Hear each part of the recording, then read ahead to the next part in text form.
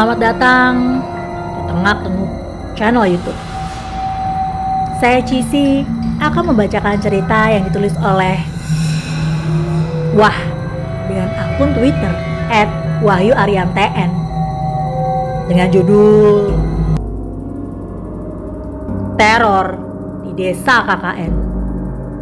Jangan lupa untuk di like, subscribe, dan share video ini. Selamat mendengarkan.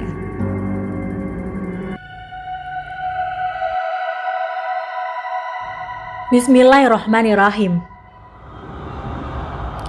Cerita ini saya tulis berdasarkan pengalaman saya pribadi saat melaksanakan kuliah kerja nyata 3 tahun yang lalu bersama 9 teman-temanku di sebuah desa yang letaknya tidak jauh dari salah satu gunung yang masuk dalam jajaran 7 puncak tertinggi di Pulau Jawa.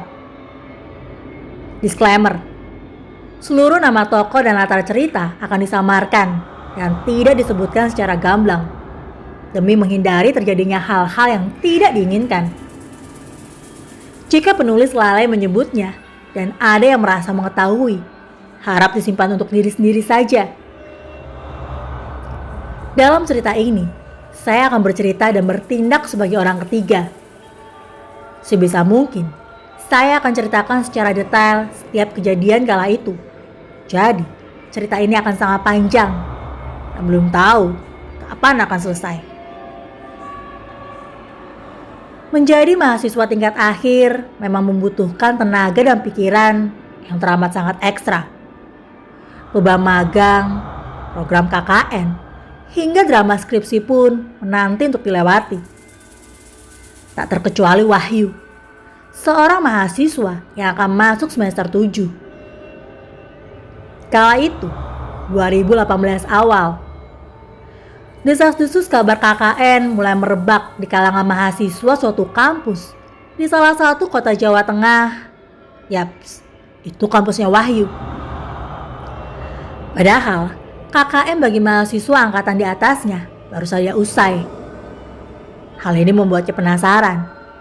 Apakah program KKN bagi mahasiswa angkatannya akan dimajukan? Dan setelah mendapat informasi lengkapnya, ternyata program KKN ini merupakan KKN khusus yang akan diadakan bersamaan dengan kampus-kampus luar yang ada di Indonesia.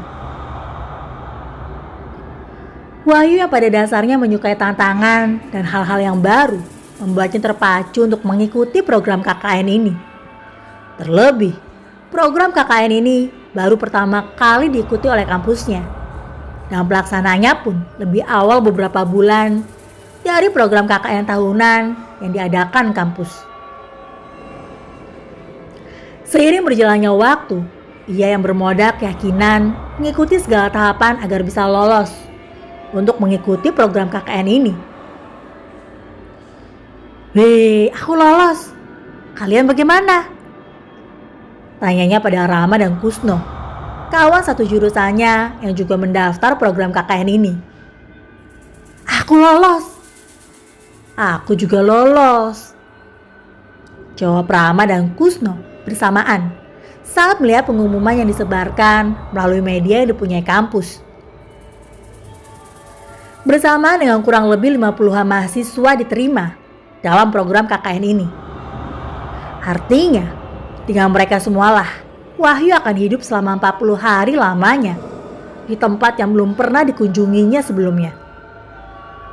Pasca pengumuman, pembekalan demi pembekalan diadakan, hingga keluarlah sebuah pengumuman yang membuat para mahasiswa kaget saat mendengarnya. Selama KKN di sana, kalian akan dipecah dan satu kelompok dengan mahasiswa yang berasal dari kampus-kampus lain.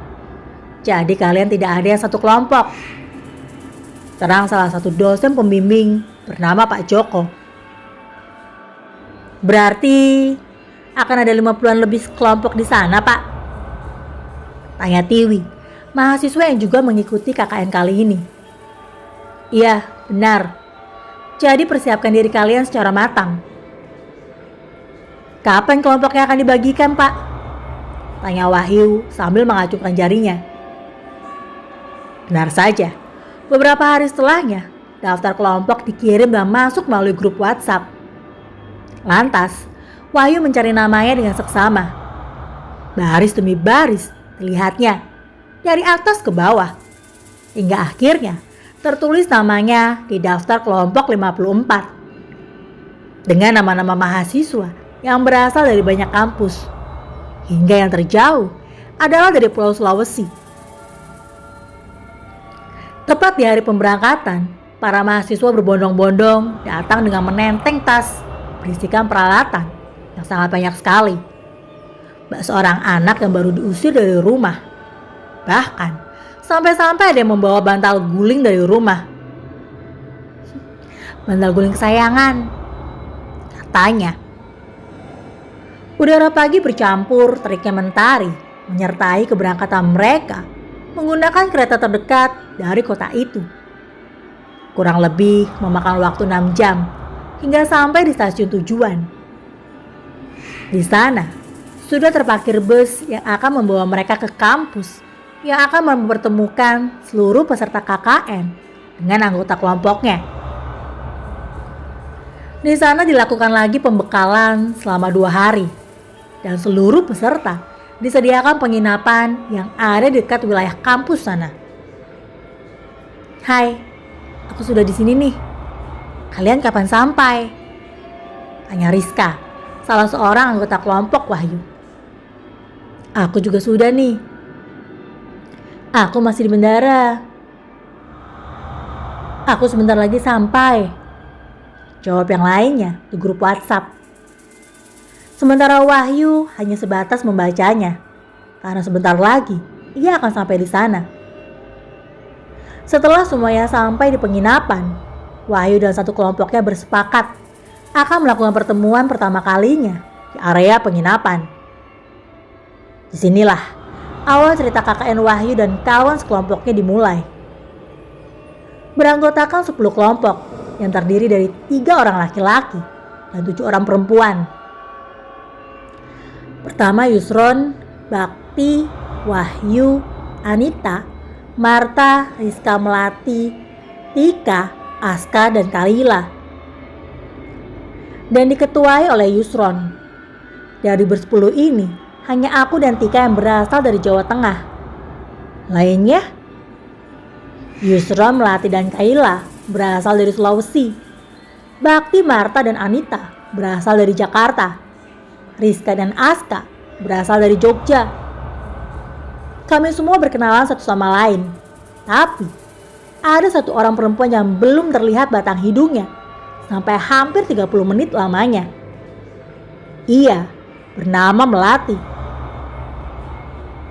Sampai entah berapa lama, satu orang perempuan muncul dan mendekat ke arah kami duduk.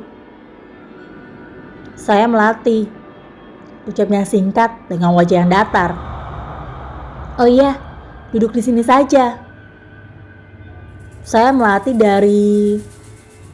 Dia menyebutkan sebuah daerah dari Pulau Sulawesi. Beberapa di antara kami tampak heran melihatnya. Bagaimana tidak? Melati cenderung sangat pendiam dan misterius. Saat pembentukan struktur KKN pun, ia hanya mengangguk-anggukkan kepalanya saja, tanpa memberikan pendapat apapun. Beberapa pasang mata memperhatikannya.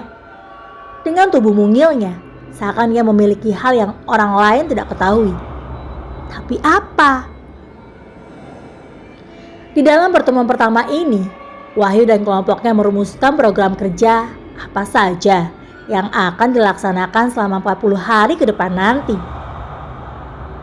Hari penerjunan ke lokasi pun tiba.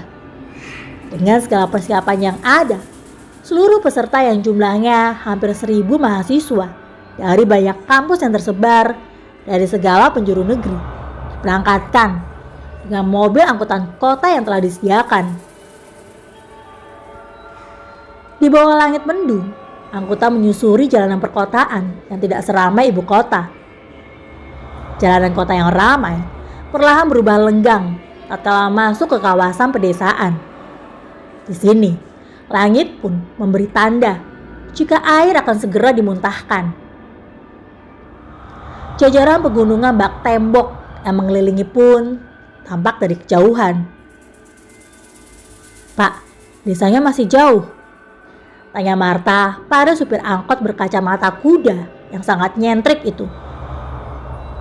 "Di dekat pegunungan sana, Mbak," jawabnya sambil menunjuk ke satu tempat yang ada di jajaran pegunungan sana. "Asik nih," jawab Wahyu dan Bakti, karena mereka berdua suka dengan suasana asri dan sejuknya pegunungan. Jalanan berlumpur, pohon kelapa yang menjulang tinggi di samping kanan kiri pun menyambut mereka saat angkutan masuk ke wilayah desa tersebut. Setelah lebih dari 60 menit perjalanan, angkutan berhenti tepat di tepi lapangan desa yang akan mereka gunakan KKN selama 40 hari ke depan nanti. "Monggo Dek, lewat sini," ucap perempuan parubaya yang menggunakan jarik sebagai bawahannya. Ia berdiri seolah sudah menunggu dari tadi. Beliau adalah Mbok Darsinah. "Nanti kalian tinggal di sini. Beliau namanya Pak Kentos, ketua RT di sini." "Ibunya ngomong apa sih?" tanya Yusron. Karena Ibu Darsinah menggunakan bahasa Jawa ya.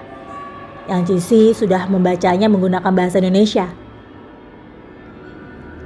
Semuanya melongo mendengarkan ucapannya, kecuali Wahyu dan Tika, karena hanya mereka berdua yang paham bahasa Jawa. Tika menyela ucapan Mbok Darsinah, memintanya untuk menggunakan bahasa Indonesia saja, agar bisa dimengerti oleh semuanya. Mbok Darsinah lantas mengulang ucapannya. "Pak Kentos?" tanya Aska heran, karena unik sekali namanya. "Iya, nama asli saya Pak Akbar, tapi warga sini sering memanggil saya dengan sebutan Pak Kentos," ujar laki-laki parubaya itu. "Mari, masuk saja." Di sini yang akan digunakan posko sekaligus tempat menginap selama 40 hari ke depan adalah rumah milik Pak Kentos dengan nuansa joglonya. Mereka akan tinggal berbarengan dengan Pak Kentos di rumahnya. Setelah ngobrol cukup banyak tentang desa, mereka diarahkan ke kamar masing-masing. Perempuan di kamar depan, sementara laki-laki berada di kamar belakang. Semuanya berjalan normal, tapi tidak dengan para laki-laki. Wahyu, Yusron, dan Bakti mendadak berbeda sesaat setelah mengetahui kamar yang nantinya akan mereka bertiga tempati. Masih dalam satu rumah, tapi suasana dan hawa yang dirasakan di rumah bagian belakang sangatlah berbeda. Lebih panas dan pengap jika dibandingkan bagian rumah yang depan. "Ini kita di sini nih," bisik Bakti. Wahyu sedikit berkeliling di bagian rumah belakang. Dengan beberapa temboknya masih dibatasi dengan gedek, anyaman bambu, dan diterangi lampu yang tidak begitu terang. Selain kamar, di situ ada dapur, kamar mandi, dan kamar Pak Kentos. Tidak hanya kamar, tapi 2 kamar mandi dengan sumur yang tertutup kayu besar di atasnya, yang juga sangat ketara, memiliki aura yang tidak biasa. Pak Kentos memergokiku tatkala sedang melihat-lihat isi rumah belakang. "Itu sumur, jangan dipakai ya Mas, airnya bau."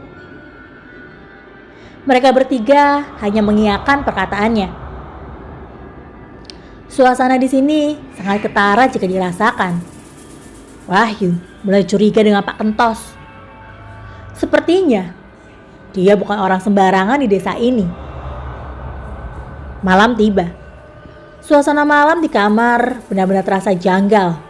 Terlebih di sini hanya disinari lampu kuning 5 watt. Jadi suasana remang-remang akan menambah kesan menakutkan jika di antara mereka bertiga merasa takut. Panas, sumpek, pengap, dan singup. "Wah, kamu ngerasa ada yang aneh gak sih?" tanya Bakti dengan logat Betawinya. "Kamu gimana, Yus?" "Ya begini," jawabnya sambil menelan ludah dan melihat suasana kamar. Bisa dilihat jika Yusron juga memikirkan hal yang sama seperti Bakti dan Wahyu. Iya sih, udahlah, kita baru sehari di sini. Jangan berpikiran buruk dulu. Apapun yang terjadi, kita laki-laki bertiga harus pasang badan untuk mereka para perempuan. Jawab Wahyu meyakinkan.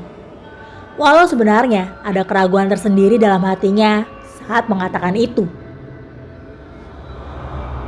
Malam pertama di sana, Wahyu serta 9 rekannya merencanakan akan melakukan besok atau dalam waktu dekat. Singkatnya, mereka akan berkeliling desa dan menemui kepala desa esok hari. Desa ini dikelilingi bukit dan sungai yang berarus besar. Di ujung desa ada proyek besar pembangunan jembatan. Saya harap kalau sudah menjelang malam, jangan ada yang ke sana ya. Atau ke area sungai, ujar Pak Kades yang bernama Pak Rohmat saat Wahyu dan kawan-kawannya sudah duduk di ruang tamunya. Memangnya kenapa Pak? Tanya Yusron. Sungainya arusnya deras dan banyak kendaraan alat berat yang melintas. Kalau ada kegiatan di sana, bagaimana Pak? Pak Rohman sejenak diam, seperti nggak mengatakan jawaban sebenarnya dan mencari jawaban yang lain pada kami. Jangan, misal pun ada keperluan, minta didampingi Pak Kentos. Tapi bagaimanapun, jangan ke sana kalau menjelang malam atau sudah gelap. Ucap Pak Rohman agak meninggikan nada bicaranya yang membuat Wahyu, Bakti, dan Yusron menaruh curiga. Kok seperti ada yang ditutupi ya? Tanya Aska dan beberapa yang lainnya. Singkatnya, mereka bersepuluh pulang dengan membawa beberapa catatan informasi. Sekaligus rasa curiga tentang pantangan yang dijelaskan oleh Pak Rohman. Hari demi hari berlalu. Semuanya sudah mulai melaksanakan program kerjanya masing-masing. Hingga di suatu saat, seorang tokoh agama datang dan menghimbau agar posko untuk tidur mahasiswa dipisah antara laki-laki dan perempuan. Lalu kami pindah di mana Pak? Tanya Yusron. Ke rumah Pak Juan, jaraknya 2 rumah di belakang rumah ini, pungkasnya. Wahyu, Bakti, dan Yusron bernafas lega karena beliau sudah menyiapkan gantinya. Sehingga mulai malam ini, Wahyu, Bakti, dan Yusron tidak lagi menginap di rumah Pak Kentos. Semoga saja mereka berani tidur di sini, pikir Wahyu, Bakti, dan Yusron. Malam datang. Kala itu, jam sudah menunjukkan pukul 10 lebih. Tapi rapat malam belum juga selesai. Tika, temenin aku ke kamar mandi belakang yuk, ucap Anita. Mereka berdua ke belakang bersama-sama. Emang harus ya pakai teman? Tanya Bakti pada mereka berdua setelah kembali. Iya Ti, habisnya serem sih.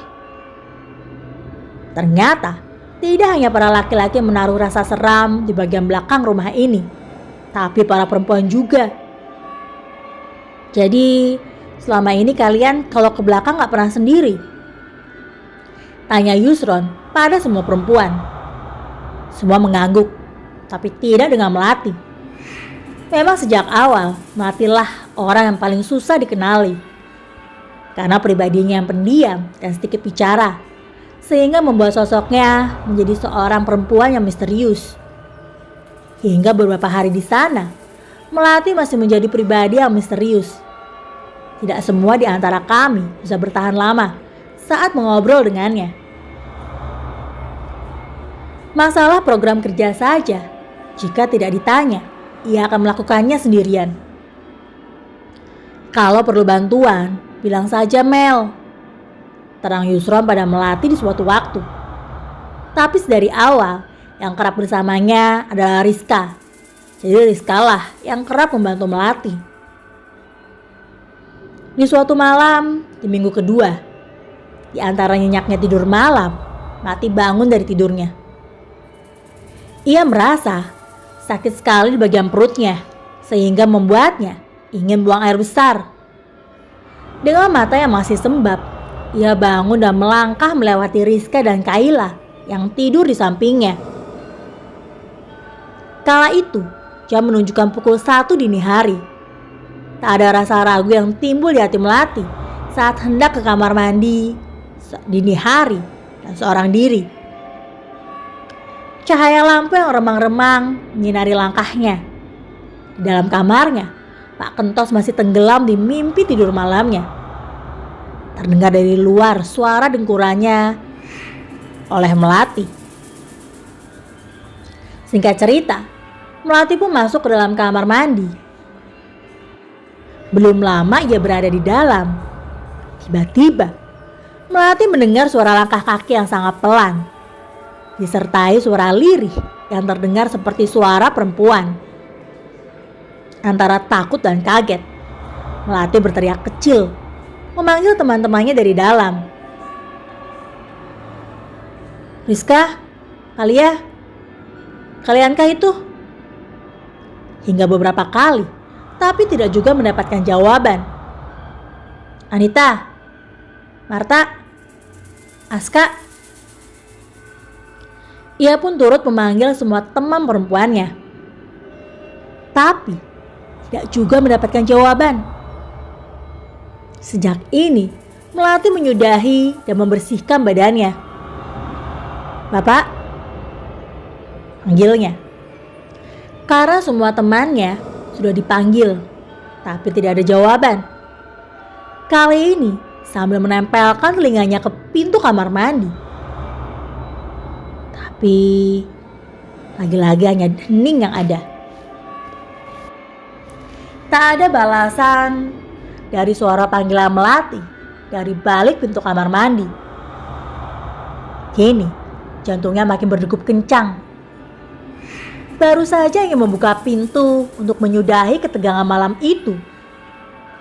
Tapi rasa takut dan tegang Melati rasakan. Tatkala suara langkah dan suara lirih yang tidak ia ketahui tuannya semakin mendekat dan terdengar semakin jelas. "Siapa di luar? Tolong jangan bercanda ya," teriaknya sekali lagi dengan rasa takut yang semakin menjadi-jadi. Melati hanya dia mematung di dalam. Ingin rasanya ia keluar dan berlari membangunkan teman-temannya. Tapi ia takut jika yang di luar adalah orang jahat yang sedang berjaga untuk menunggunya keluar. Cukup lama Melati di dalam, hingga tiba-tiba suara itu hilang bersama dengan angin yang tiba-tiba menghempas tubuh Melati cukup kencang. Setelah itu, perlahan Melati membuka pintu, memastikan jika di luar memang tidak ada siapa-siapa. Setelah aman, tanpa berpikir dengan cepat, Melati keluar dan kembali ke kamarnya. Dengan nafas terengah dan langkah cepat, hingga tanpa sadar langkahnya menyenggol Rizka dan Kayla, sehingga membuat mereka berdua bangun dari tidurnya. "Apaan sih Mel? Jam berapa ini?" gerutu Rizka yang kesal karena terganggu tidurnya. Enggak apa-apa. Udah tidur lagi aja sana," ucap Melati menutupi kejadian yang menimpanya barusan. Di dalam kamar, di antara Kayla dan Rizka, Melati melamun. Dia sedang berpikir, sebenarnya siapa yang mengganggunya tadi? Tapi di tengah pikirannya yang tengah bingung, tiba-tiba suara itu muncul lagi dan sampai di telinga Melati.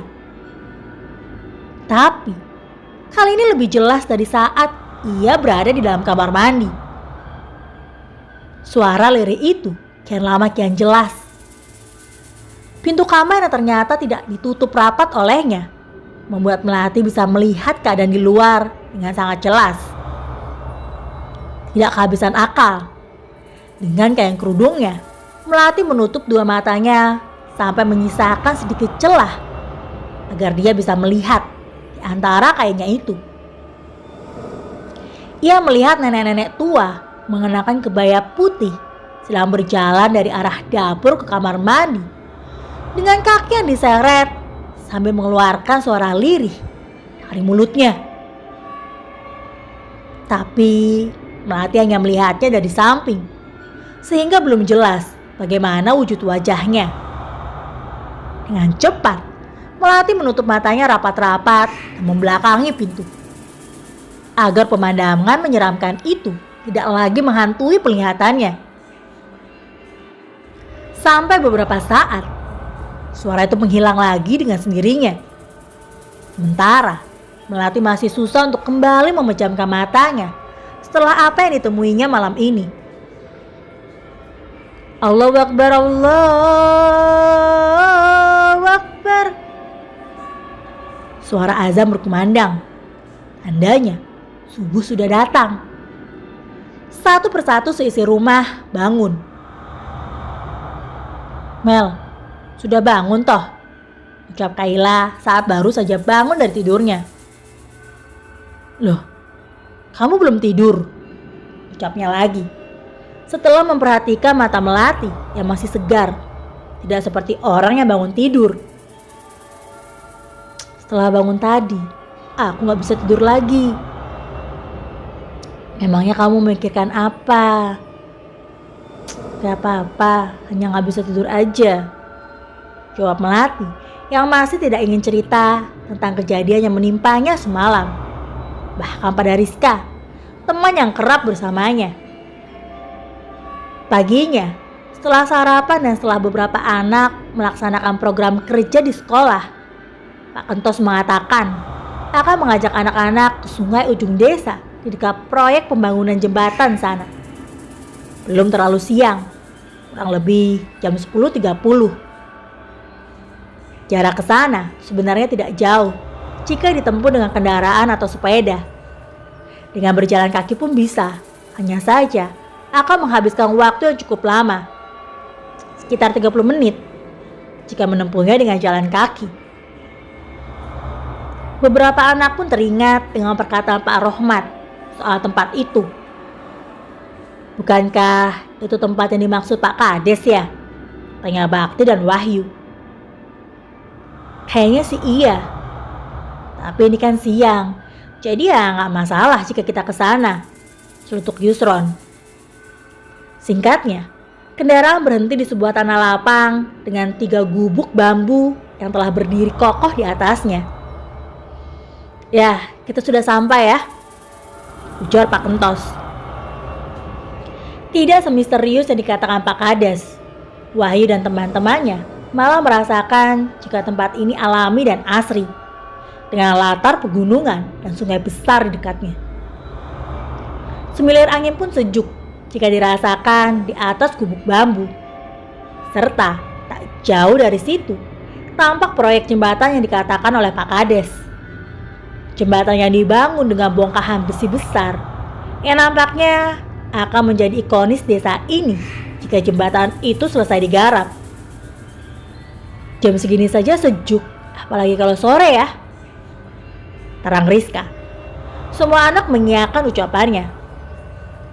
Tapi kalau sore menjelang malam, jangan kesini ya, ujar Pak Kentos.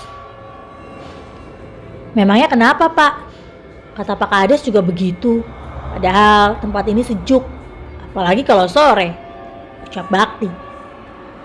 Gak kenapa-napa Mas, pamali saja kalau kata orang sini, jawab Pak Kentos dengan wajah seperti menyembunyikan jawaban yang sebenarnya. Gelap juga di sini kalau malam, soalnya nggak ada penerangan sama sekali. Jalan yang masih tanah bercampur kerikil batu adalah jalan satu-satunya ketika akan kemari dari desa. Terlebih, tidak ada lampu sama sekali di kanan kiri jalannya. Jadi ada benarnya juga perkataan Pak Kentos barusan. Mel, besok temani aku ke sungai yuk. Aku ada proker di sana besok, pinta Rizka pada Melati saat di kamar. Jam berapa? Jam 3 setelah asar. Gak ingat dengan pesan Pak Kades dan Pak Kentos? Tanya Melati. Gak lama kok, Lagi pula kan kesananya jam 3. Nanti kalau sudah setengah 5-an, kita pulang. Kan masih terang tuh jam segitu. Bungkas Rizka. Melati diam sebentar. Namun setelah memikirkan bahwa Rizka sudah sering membantunya, maka giliran dia yang membantu Rizka besok. Melati pun setuju. Besoknya, sekitar jam 2 siang sepulang mengajar anak-anak desa mengaji, Rizka dan Melati pun bersiap. Di sana, Rizka akan melaksanakan proker literasi, menulis impian dengan anak-anak desa. Seiring dengan Rizka yang bersiap dan dibantu Melati, satu persatu anak-anak datang. Tunggu di depan dulu ya dek, kumpul di situ dulu, terang Rizka. Setelah semuanya siap dan anak-anak sudah datang, mereka berangkat dengan jalan kaki. Beberapa anak tampak jalan dengan menenteng tas sekolahnya. Sebagiannya lagi ada yang menggenggam buku tulis yang dilipatnya. Rizka memilih jalan yang melintasi area persawahan dengan lebar yang hanya 1 meter dan beralaskan tanah, membuat mereka harus ekstra hati-hati. Terlepas dari semua itu, suasana desa sangat terasa di sini. Udara sore yang segar dengan pemandangan indah pun menjadi santapan lezat bagi mata sore itu. Mau kemana mbak? Tanya setiap warga yang papasan dengan rombongan Rizka. Mau main ke sungai bu, pak. Mau ada apa mbak? Kok sama anak-anak? Tanya salah satu warga. Ada kegiatan bu. Iya, ngajak anak-anak, jawab Rizka sambil sedikit tertawa. Hati-hati ya mbak, sudah masuk sore. Hampir setiap warga yang dijumpainya mengatakan demikian. Namun, Rizka masih merasa yakin kalau semuanya akan aman. Terlebih, prokernya akan diadakan di atas gubuk kemarin, jauh dari arus sungai. Semilir angin sore menyertai Rizka dan Melati yang sedang berkegiatan dengan anak desa. Dengan duduk bersila di atas gubuk bambu, Rizka memulai kegiatannya, yakni mengarahkan anak-anak untuk menulis cita-cita dan impiannya di atas kertas yang telah disediakannya. Aku mau jadi polisi. Aku pengen jadi pilot. Kalau aku dokter. Ucap para anak-anak yang antusias melontarkan setiap cita-cita dan impiannya. Singkat cerita, cahaya matahari perlahan turun saat jam menunjukkan hampir pukul 5 sore.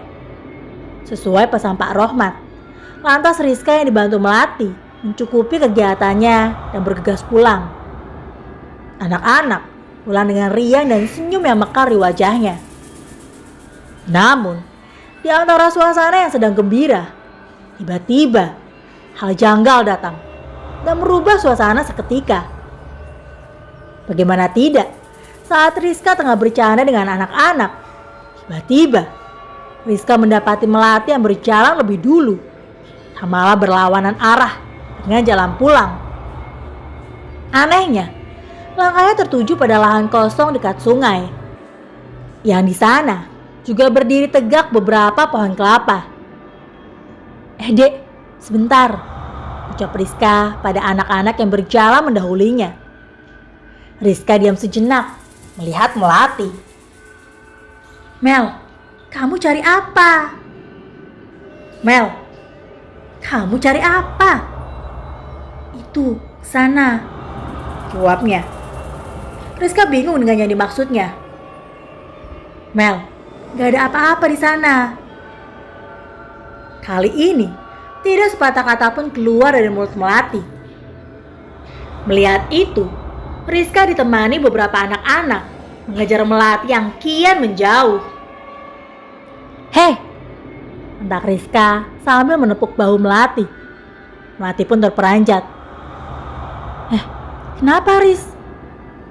Kenapa? Kamu yang kenapa? Aku gak kenapa-napa kok, terang Melati. Ia merasa tidak sedang terjadi apa-apa padanya. Misi mbah. Seletuk anak-anak yang malah bercanda demikian. Hus, ayo pulang, sudah hampir maghrib. Ayo Mel, nanti saja. Dibahasnya di posko, ujar Rizka pada Melati dan anak-anak. Anak-anak satu persatu pulang seiring dengan jalan yang hampir tiba di posko KKN. Dari tadi, Melati tampak diam dan berbeda hari biasanya. Pandangannya terlihat berbeda dan beberapa kali dia terlihat melamun tatkala Rizka mengajaknya berbicara. Keadaan ini mulai disadari Rizka sejak kejadian tadi. Oh iya, bagi pembaca dan pendengar yang masih bingung, posko utama KKN saya berada di rumah Pak Kentos, tempat di mana para perempuan menginap. Walaupun saya, Bakti dan Yusron menginap di rumah yang berbeda, tapi untuk berkegiatan, rapat dan sekretariat ada di rumah Pak Kentos. Sampai sini jelas ya? Dari mana kalian? Tanya Aska yang sedang berada di beranda rumah menyambut kedatangan Rizka dan Melati. Dari sungai yang kemarin, jawab Rizka. Jam berapa ini? Bisa-bisanya kalian sampai jam segini baru dari sana. Nanti saja aku jelaskan, terang Rizka. Melati masih sama dengan keadaan tadi. Diam. Askanya melihatnya dengan heran. Malamnya, setelah maghrib, semuanya berkumpul di ruang tamu untuk sekedar bersantai. Dengan wajah yang melas dan murung, Melati duduk di kursi. Sementara yang lain sibuk dengan aktivitasnya masing-masing. Riz, itu si Melati kenapa? Tanya Yusron dan Aska pada Rizka. Nggak tahu, sepulang dari sungai, dia sudah begitu. Tadi, saat baru jalan balik dari gubuk yang kemarin, Melati tiba-tiba jalan sendiri ke arah tanah kosong yang di pinggir jalan dekat sungai itu. Waktu ditanya, dia cuma bilang mau ke sana. Dan aneh sekali raut mukanya, terang Rizka. Tak lama Rizka menceritakan itu, Melati yang dari tadi hanya duduk, tiba-tiba mengeluh jika tangan kirinya sakit dan berat. Sontak membuat semua yang melihat mendekatinya. Kamu kenapa Mel? Tanganku sakit, ucapnya sambil memegang tangan kirinya. Di antara mereka, Aska yang memiliki latar belakang anak kesehatan, sehingga ia yang membantu Melati kali ini. Cukup lama, tapi Melati masih mengeluhkan rasa sakit di tangannya. Hingga akhirnya Melati mengutarakan suatu hal yang membuat seisi rumah bergidik ngeri. Tanganku sakit, bukan karena sakit, tapi karena hal lain. Hah? Maksudnya? Iya, hal lain. Aska masih bingung, begitupun dengan yang lain. Ada bagian yang terlewat, jadi akan penulis ulas lebih dulu sebentar.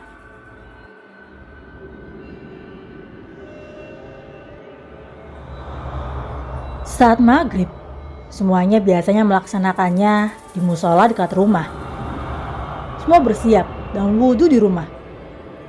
Tapi, di musola dan sampai waktu sholat selesai, tidak terlihat di manakah Melati berada. Padahal, Aska dan Rizka tahu kalau tadi ia sudah wudhu dan tengah bersiap bersamanya. Sepulang dari musola, Rizka dan Aska melihat Melati sedang duduk di kursi tamu rumah. Alhamdulillah, ucapnya bersama setelah mengetahui tidak ada hal yang terjadi kepada Melati. Kamu gak jamaah tadi Mel? Kita langsung balik lagi ya. Jangan mengada-ngada, mending kamu istirahat dulu aja di kamar. Nanti juga mendingan. Paling itu pegal-pegal biasa karena kecapean. Melati pun menurut. Ia masuk ke kamarnya di belakang. Kamar yang ternyata akan membuatnya lebih menjadi-jadi. Singkatnya, saat di dalam kamar, Aska yang sedang hendak ambil air minum tak sengaja melihat Melati sedang berbaring.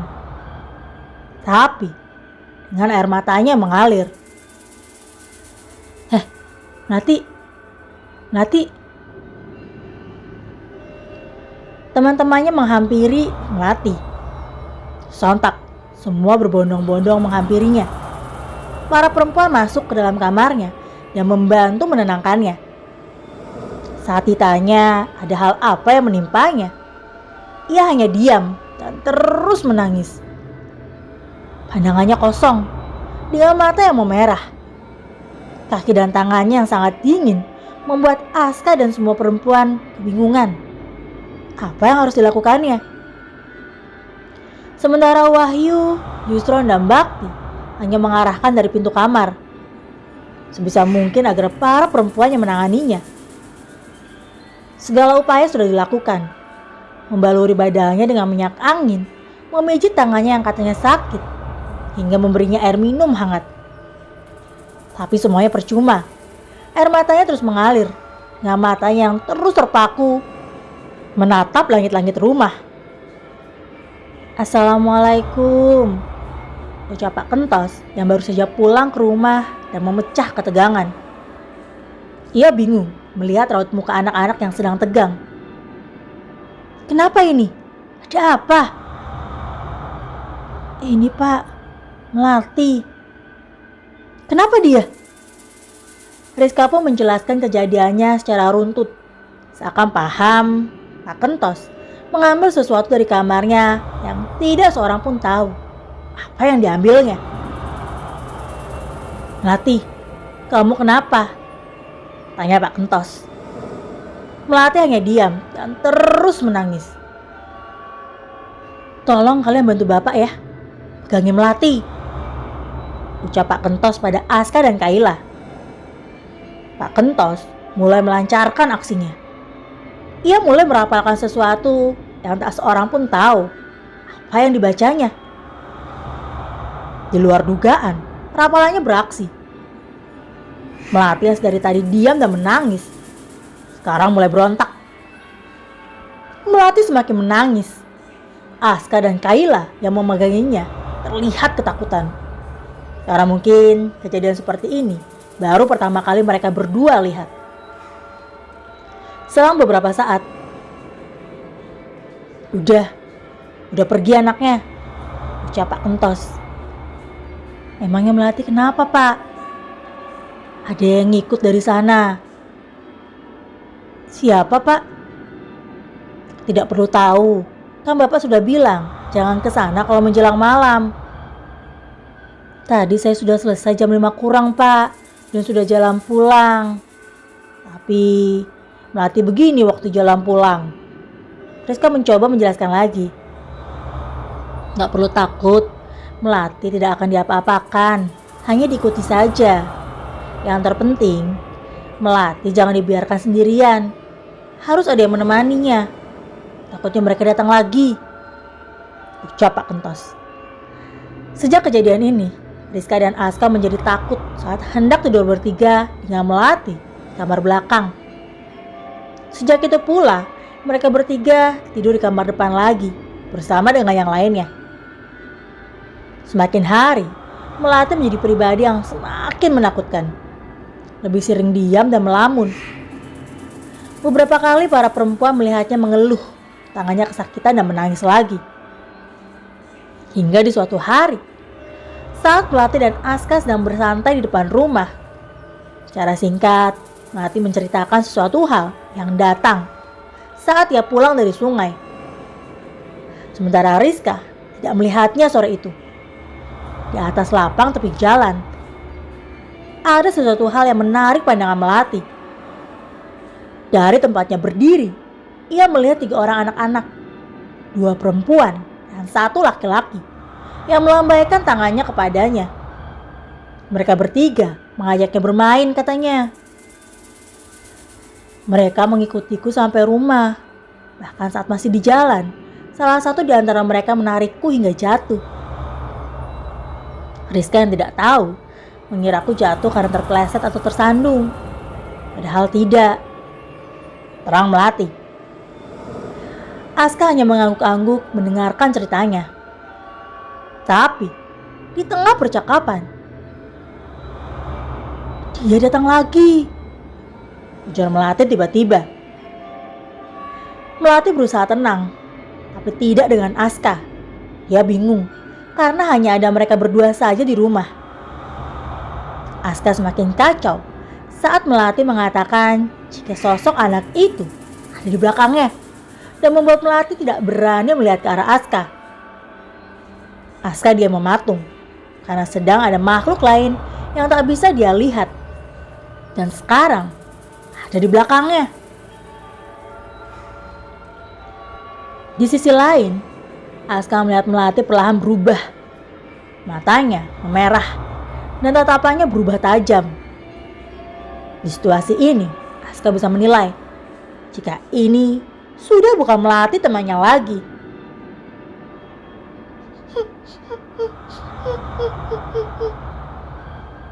Melati menangis. Aska semakin bingung. Situasi ini bertahan lama. Hingga akhirnya Aska menghubungi yang lain melalui WhatsApp grup. Gak ada yang mau balik posko. Ini Melati kambuh lagi, tulisnya dalam pesan singkatnya. Tak berselang lama, Wahyu, Bakti, dan Yusron datang menyusul. Aska seperti diguyur air dingin di tengah situasinya yang tegang.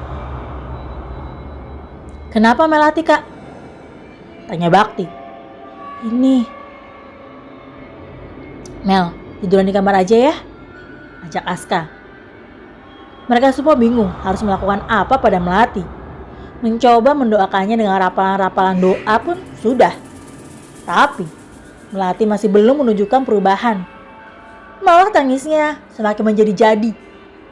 Matanya merah, tatapannya tajam. Ditambah terus mengeluh sakit di tangan kirinya. Mereka di sini.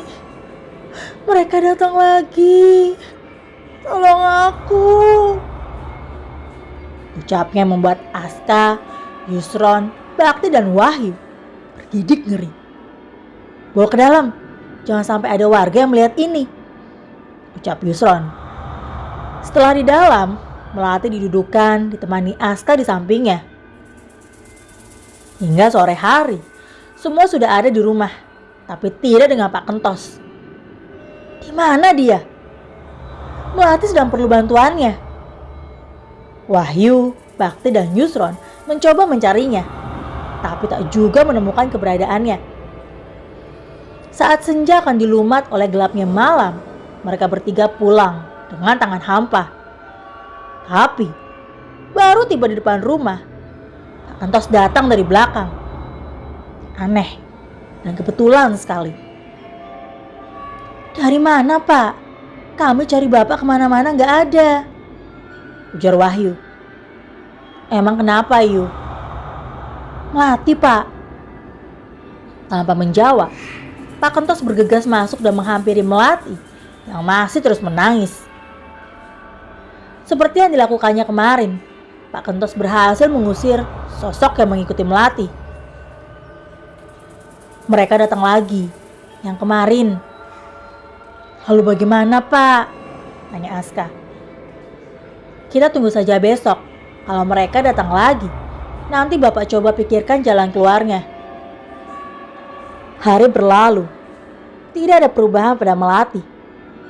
Kali ini, Melati kembali kumat lagi saat tengah bersantai di ruang tamu dengan Aska, Rizka, dan Kayla. Di saat itu pula, di rumah sedang ada Bu Suminah, warga desa yang tak sengaja berkunjung. Mbak Mel, panggil Kayla sambil menepuk kakinya, karena tiba-tiba saja Melati berubah diam. Kayaknya kumat lagi deh, ujar Aska. Loh, Mbak Melati kenapa? Tanya Bu Suminah yang bingung melihatnya. Aska, Rizka, dan Kayla bingung harus menjawabnya dengan kalimat apa. Karena mereka dan yang lainnya memilih untuk merahasiakan ini dari warga desa. Gak apa-apa, Mbak, cerita saja. Barangkali ibu bisa membantu. Tidak perlu takut atau sungkan. Tapi sepertinya Bu Suminah tahu jika ada jin atau hal gaib yang mengikuti Melati beberapa hari ini. Tanpa tanya, Bu Sumina minta diambilkan segelas air minum untuk Melati. Rizka pun menurut dan segera mengambilkannya di dalam teko dan gelas di dapur. Ini Bu, Mbak bisa bantu Ibu dudukkan Melati di kursi. Berbeda dengan Pak Kentos, Bu Sumina menyadarkan Melati dengan menyentuh beberapa bagian di tubuh Melati sambil membacakan ayat-ayat Al-Quran. Tidak ada reaksi dari Melati maupun jin itu. Melati hanya menatap balik Bu Sumina dalam diam dengan tatapannya yang tajam. Tempatmu bukan di sini, kasihan anak ini, ucap Bu Sumina dengan nada pelan. Tak lama, akhirnya Melati sadar. Selama berhari-hari, kejadian ini terus berulang. Melati berkali-kali kesurupan, sadar, kesurupan lagi, dan sadar. Usaha yang dilakukan Pak Kentos dan Bu Sumina hanya berdampak sesaat. Melati mengeluh lelah jika begini terus-terusan. Sementara KKN masih hampir 2 minggu lagi, dan program KKN masih banyak yang belum dijalankan. Yusron sebagai ketua tim pun resah. Bagaimana program kelompok akan dijalankan jika masalah ini tidak kunjung terselesaikan? Angin bersambut. Pak Kentos menepati perkataannya jika ia akan mencarikan solusi dari permasalahan ini. Besok paginya, saat Wahyu dan beberapa anak sedang berkumpul, Pak Kentos datang menghampiri. Nanti kalau Melati kambuh lagi, kalian datang ke Bu Yati ya. Rumahnya dekat madrasah yang biasa kalian ke sana. Kemarin, Bapak sudah menceritakan kejadian ini kepadanya. Mendengar demikian, semua mengangguk setuju. Semua percaya dengan Bapak, karena beliaulah orang tua mereka di sini. Dan benar, di tengah siang bolong yang terik, Melati kambuh lagi. Ini setan gak kenal cuaca gimana sih?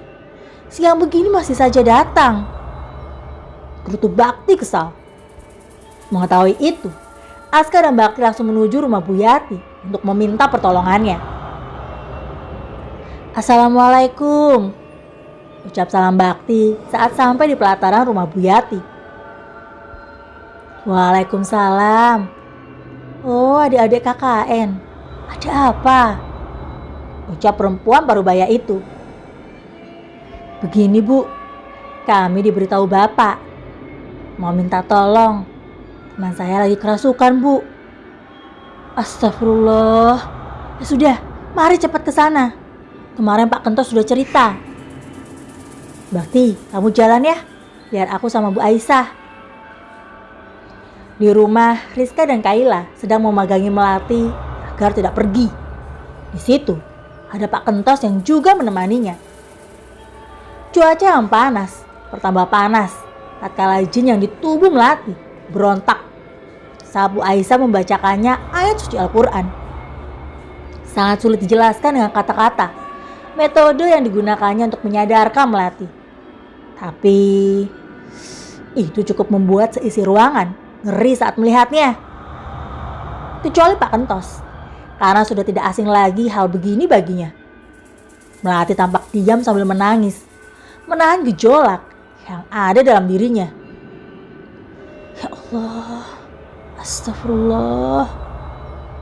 Beberapa perempuan terdengar membaca doa, mencoba membantu Bu Yati, walaupun mereka tahu kalau usahanya tidak akan membantu banyak. Di sini penulis mohon maaf ya, karena ada kesalahan ketik. Yang dimaksud Bu Aisyah di sini adalah Bu Yati. Jadi kalian jangan bingung ya. Kalau Cici juga terlanjur membaca Bu Aisyah, itu berarti satu orang, yaitu Bu Yati. Melati hanya meronta-ronta. Bu Yati mencoba berkomunikasi dengan sosok yang ada di tubuh Melati. Namun yang didapat Bu Yati hanyalah tangisan dan sesekali terdengar suara teriakan. Mengetahui itu, yang paling penting sekarang bukan berkomunikasi dengannya, tapi adalah mengusirnya terlebih dahulu. Dengan ilmu yang dimiliki Bu Yati, beliau berhasil mengusir sosok jin yang ada di tubuh Melati. Setelah semuanya aman, Aska, Rizka dibantu yang lain memindahkan Melati di dalam kamar. Dan pesan yang diberikan Bu Yati sama dengan apa yang dikatakan oleh Pak Kentos. Jangan biarkan Melati sendirian dimanapun dan selalu awasi segala aktivitasnya. Ketegangan di hari itu usai. Seisi rumah bisa bernafas lega. Bu Yati memberikan informasi jika sosok jin yang mengikuti Melati sekarang tidak hanya anak-anak, tapi juga ada perempuan tua yang mencoba masuk ke dalam dirinya. Jadi jangan biarkan Melati melamun, apalagi kosong pikirannya. Karena mereka akan mencari celah apa mereka bisa masuk ke dalam tubuh Melati. Sedikit saja lengah bisa membahayakan bagi diri Melati sendiri. Ini minumkan ke Melati saat subuh dan sebelum malam, ucap Bu Yati sambil memberikan sebuah botol kecil berisi air putih. Setelah ditangani Bu Yati, Melati sudah pulih. Tapi ternyata tidak untuk seterusnya. Setelah kurang lebih 3 hari, tanda-tanda itu datang lagi. Tepatnya, sepulang dari mendatangi hajatan nikahan adik dari Pak Kades. Saat semuanya tengah istirahat pada Isya, Melati sedang tiduran di dalam kamar. Dan semua perempuan juga sedang ada di dalam kamar juga saat itu. Tanda kedatangannya masih sama dengan kejadian-kejadian sebelumnya. Melati yang tiba-tiba diam, melamun dan mematung. Tatapannya tajam ke arah langit-langit kamar, hingga matanya memerah. Rizka dan Aska yang kala itu ada di dekatnya pun menyadari perubahan Melati. Melati dia kambuh lagi, tandasnya yang membuat seisi kamar berhamburan.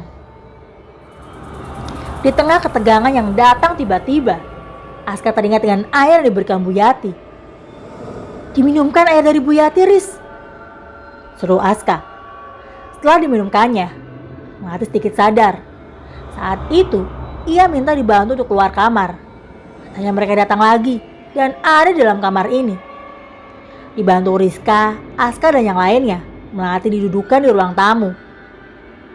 Mending panggilkan Bu Yati saja, ucap Yusron saat baru tiba di posko bersama dengan Wahyu dan Bakti.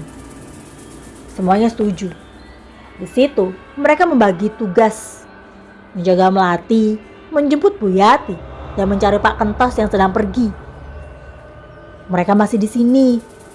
Aku takut, ucap Melati. Di mana? Tanya Aska penasaran. Itu sedang memperhatikanku di belakangmu, ujar Melati dengan kepala tertunduk. Kenapa sih selalu aku yang terperangkap di situasi begini? Ucap batin Aska. Aska, Rizka dan Kaila setia menemani Melati. Mereka tak lepas dengan doa-doa yang mereka bisa. Berdoa terus, Mel, ujar Rizka. Melati mengangguk. Saat itu nampaknya Melati sudah tidak mampu menahan lagi. Tubuhnya kembali terpaku. Wajahnya memucat. Saat diajak bicara pun, ia diam tanpa menjawab. Dengan matanya yang tajam, ia menatap satu persatu orang yang ada di ruang tamu bersamanya. Rizka, Kaila dan Aska terperanjat melihat perubahan Melati. Ingin rasanya mereka lari keluar rumah sekencang mungkin. Tapi mereka harus bertahan demi kebaikan Melati dan menunggu kedatangan yang lain. Assalamualaikum, terdengar salam dari luar rumah. Bu Yati datang dengan Bakti, Yusron dan Tika. Astagfirullah, ucap Bu Yati saat baru datang dan melihat keadaan Melati. Dengan cepat, Bu Yati menanganinya. Dikeluarkannya segala macam barang yang dibawanya, hingga di suatu bagian yang membuat siapa saja yang melihat Melati diam dan terperanjat. Kamu siapa? Ucap Bu Yati pada Melati. Aku dari sungai sana, ucap kalimat bahasa Jawa keluar dari mulut Melati. Sejak kapan Melati bisa bahasa Jawa dan lancar begini? Tanya Anita. Bodoh, itu bukan Melati yang bicara, jawab Bakti. Aku suka dengan anak ini. Aku mau membawa anak ini denganku, ucap sosok jin yang ada di tubuh Melati. Kamu minta apa agar anak ini kamu lepaskan? Terjadi negosiasi alot antara Bu Yati dan sosok jin di tubuh Melati. Jin itu masih terus kekeh untuk membawa Melati bersamanya dan hanya Melati yang diinginkannya. Aku gak akan pergi kalau belum mendapatkan anak ini. Bu Yati bingung, tapi beliau tidak kehabisan akal. Kalau aku tukar bagaimana? Kamu minta apa? Hingga lama tetap dengan keinginannya. Akhirnya sosok jin di tubuh Melati mau melepaskan Melati dengan satu syarat. Aku minta ayam. Ayam apa? Ayam hitam. Aku minta ayam hitam sekarang. Taruh di wilayahku di dekat sungai sana. Sekarang. Hal itu membuat Bu Yati dan Pak Kentos yang dari tadi mengawasi di situ bingung dibuatnya. Karena ayam ini adalah isyarat mengenai tumbal. Agak lama Bu Yati dan Pak Kentos terperangkap situasi yang terdesak ini. Saya ambilkan ayam punya saya. Saya punya ayam hitam. Walaupun tidak hitam semua bagian tubuhnya, ucap Pak Kentos tiba-tiba. Diambilnya ayam tersebut dari belakang rumah. Tanpa menggunakan tempat, ditaruhnya ayam yang tidak begitu besar itu di kantong jaket loreng yang dibawanya. Yang laki-laki, temani bapak ke sungai. Dengan rasa takut yang masih ada, Wahyu, Bakti, dan Yusron berangkat menemani Pak Kentos. Dengan membawa motor yang ada, mereka berangkat melewati jalanan gelap tanpa penerangan. Baru kali ini, Wahyu, Bakti, dan Yusron ke sungai malam hari. Rasa takut bercampur tegang menyelimuti perasaannya. Saat tiba di gubuk, suasana sangat gelap tanpa ada cahaya lampu sama sekali. Hanya dengan mengandalkan cahaya rembulan malam itu, Pak Kentos tampak menghampiri seorang kakek tua yang sedang duduk di salah satu gubuk bambu di sana. Dan terlihat seperti sudah menunggu kedatangan mereka semua dan tahu kalau Pak Kentos akan datang ke sini malam ini. Pak, itu anakku yang kena dari sini, ucap Pak Kentos kurang lebih seperti itu. Bagaimana kakek tua ini tahu soal kejadian ini? Kapan dia datangnya? Kenapa bisa di sini? Tanya Wahyu dalam hati karena heran dengan keberadaan kakek tua tersebut. Bakti dan Yusron pun sama. Sudah kamu bawa? Sudah, ini Pak, jawab Pak Kentos sambil memperlihatkan ayam yang di bawahnya. Taruh dekat pohon pisang itu sama di tali agar tidak lari. Wahyu, Bakti, dan Yusron masih terus bertanya-tanya dalam hati mengenai kejadian ini. Antara sosok jin penunggu sungai sini yang merasuki Melati, ayam hitam, dan kakek misterius ini. Ayo ikut bapak, bantu terangnya pakai senter HP, ucap Pak Kentos. Dengan jantung yang berdegup, Wahyu, Bakti, dan Yusron melangkahkan kakinya bersama dengan Pak Kentos dan kakek itu. Tempat yang Pak Kentos dan kakek itu tuju untuk menaruh ayam yang dibawanya adalah pohon pisang yang berdiri tegak di atas belukar yang berada dekat dengan jembatan. Suasana mencekam menyelimuti saat itu. Saat sampai tepat di depan pohon pisang yang dimaksud, Pak Kentos lantas mengikat ayam yang dibawanya di batang pohon pisang itu. Panas sekali sih di sini, terang Bakti. Yusron pun mengeluhkan hal yang sama. Iya, seperti sedang ada banyak orang di sini, sehingga udaranya panas banget, ujar Wahyu. Jangan bilang begitu. Sudah, diam saja dan bantu terangi saja, ucap Pak Kentos yang ternyata mendengar obrolan Wahyu dan kedua temannya. Kakek yang masih misterius bagi Wahyu, Yusron, dan Bakti tampak memat-kamit Entah apa yang dibacanya. Sudah, ayo kembali. Pelan-pelan, nanti akan pergi sendiri. Ditunggu saja. Ucap kakek tua tersebut saat sudah kembali di area gubuk. Setelah beres dan kembali ke rumah, Bu Yati dan para perempuan masih berkerumun di antara melati. Tapi saat itu melati sudah terlihat tenang. Bagaimana Bu? Tanya Pak Kentos kepada Bu Yati. Sudah agak aman Pak. Pasca kejadian di hari itu, melati sudah perlahan membaik. Meskipun tatapannya masih kosong dan terlihat seperti orang linglung. Semuanya masih menjaga dan memperhatikan melati dimanapun keberadaannya. Satu hal yang ditakutkan Wahyu dan seluruh temannya adalah jika melati masih begini sampai hari penarikan KKN tiba. Apa yang harus mereka lakukan? Bagaimana jika sosok jin yang mengikuti melati akan terus mengikutinya sampai ke daerahnya yang sangat jauh di timur sana? Semoga saja hal yang ditakutkan tidak pernah terjadi. Semoga melati bisa lekas pulih sebelum hari penarikan KKN tiba. Hari berlalu, Pak Kentos sedang bersantai di depan rumah dengan satu putung rokok di tangannya. Tak lupa secangkir kopi juga menemaninya. Kopi yang biasa dibuatkan Kaila. Aku buatkan juga ya lah, ucap Wahyu sambil tertawa kecil. Diambilnya kursi untuk ikut bersantai dengan Pak Kentos di depan rumah. Banyak hal yang diobrolkan dengan Pak Kentos saat itu. Yu, tahu kenapa Bapak marang kalian main ke sungai kalau sore? Tanya Pak Kentos. Kenapa Pak? Dulu, sebelum ada pembangunan jembatan, di sana itu tempat pemakaman umum di desa ini. Bahkan orang-orang dari desa lain juga ikut memakamkan di sana jika ada warganya meninggal. Lalu di mana pemakamannya sekarang, Pak? Digusur begitu saja?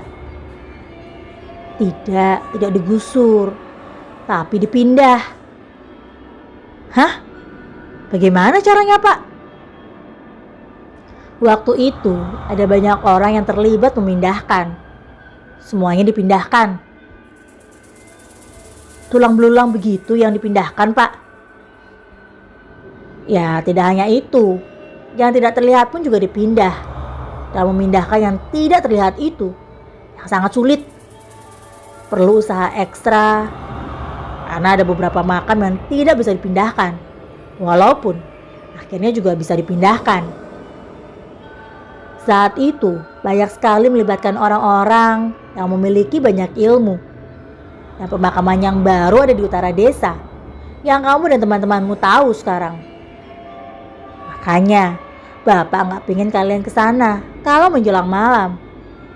Warga di sini saja tidak ada yang berani dan melarang anak-anaknya main ke sana.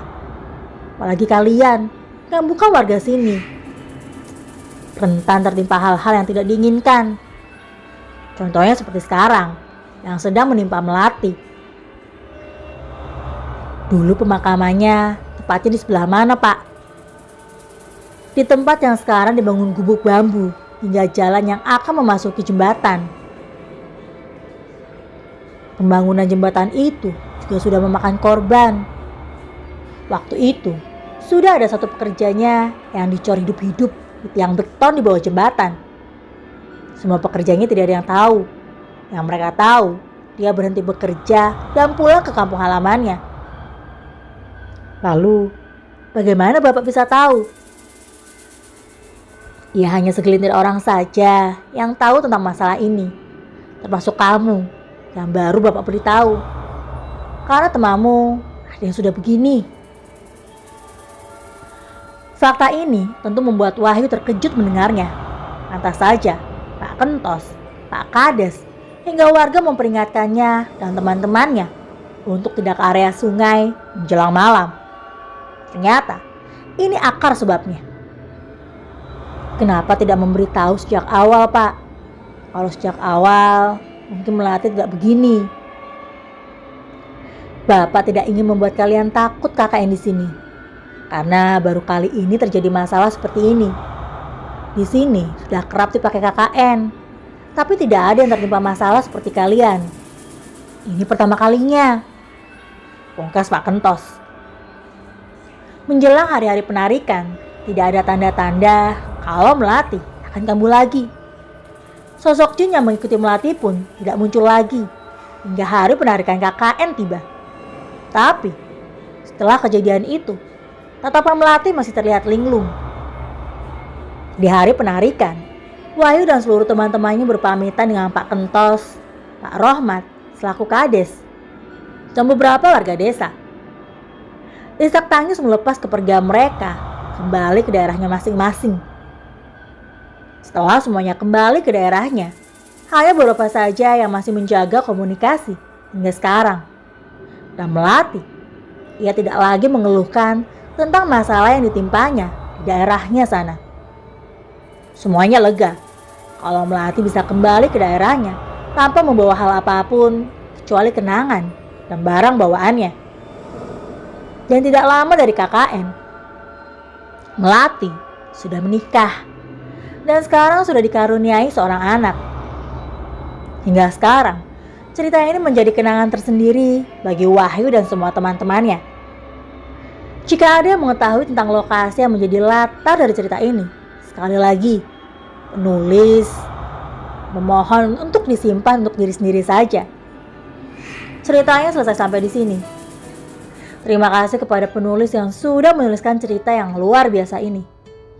Tunggu cerita lainnya dengan judul yang berbeda hanya di Tengak Tenguk channel YouTube. Terima kasih.